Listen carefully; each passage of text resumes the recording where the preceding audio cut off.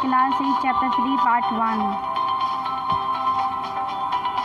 And your chapter name is Why Do We Need a Parliament? We in India pride ourselves on being a democracy. Here we will try and understand the relation between the ideas of participation in decision making and the need for all democratic government to have the consent of their citizens. It is this element that together make us a democracy, and this is best expressed in the institution of the Parliament. In this chapter, we will try to see how the Parliament enables citizens of India to participate in decision making and control the government, thus making it the most important symbols of Indian democracy and a key feature of the Constitution. हमें सांसद क्यों चाहिए? हम भारतीयों को इस बात का गर्व है कि हम एक लोकतांत्रिक व्यवस्था का हिस्सा हैं। इस अध्याय में हम निर्णय प्रक्रिया में सहभागिता और लोकतांत्रिक सरकार के लिए नागरिकों की सहमति के महत्व जैसे विचारों के आपसी संबंधों को समझने की कोशिश करेंगे। यही वे तत्व हैं जो निम्नलिखित रूप से भारत में एक लोकतांत्रिक व्यवस्था का निर्माण करते हैं। इस बात की सबसे अच्छी अभिव्यक्ति संसद के रूप में मिलती है। इस अध्याय में हम यह देखेंगे कि किस तरह हमारी संसद देश के नागरिकों को निर्णय प्रक्रिया में हिस्सा लेने और सरकार पर अंकुश रखने में मदद देती है।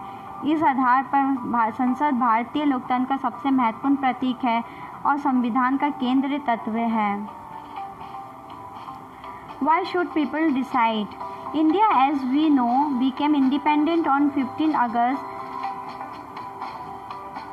1947. Preceding this was a long and difficult struggle in which many sections of society participated.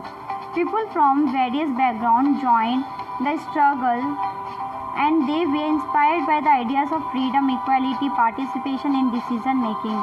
Under colonial rule, the people have lived in fear of the British government and did not agree with many of the decisions that they took. But they faced grave danger if they tried to criticize this decision.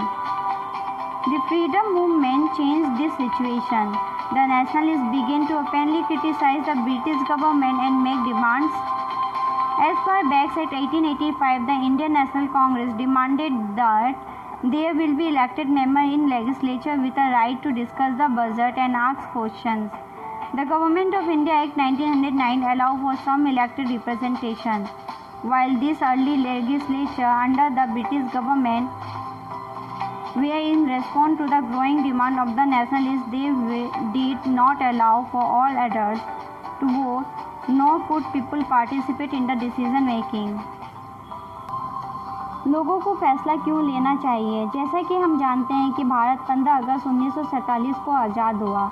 इस आज़ादी के लिए पूरे देश की जनता ने एक लंबा और मुश्किल संघर्ष चलाया था। इस संघर्ष में समाज के बहुत सारे तबकों की हिस्सेदारी थी। तरह तरह की पृष्ठभूमि के लोगों में इसमें भाग लिया। वे स्वतंत्र, समानता तथा निर्णय प्रक्रिया में हिस्सेदारी के विचारों से प्रेरित थे। औपनिवेशिक शासन के तहत लोग ब्रिटिश सरकार से भयभीत रहते थे। वे सरकार के बहुत सारे फैसलों से सहमत थे, लेकिन अगर वे इन फैसलों की आलोचना करते तो उन्हें भारी खतरों का सामना करना पड़ता था। स्वतंत्रता आंदोलन ने यह स्थिति बदल डाली। राष्ट्रवादी खुले आम ब्रिटिश सरकार की आलोचना करने लगे और अपनी मांगें पेश करने लगे।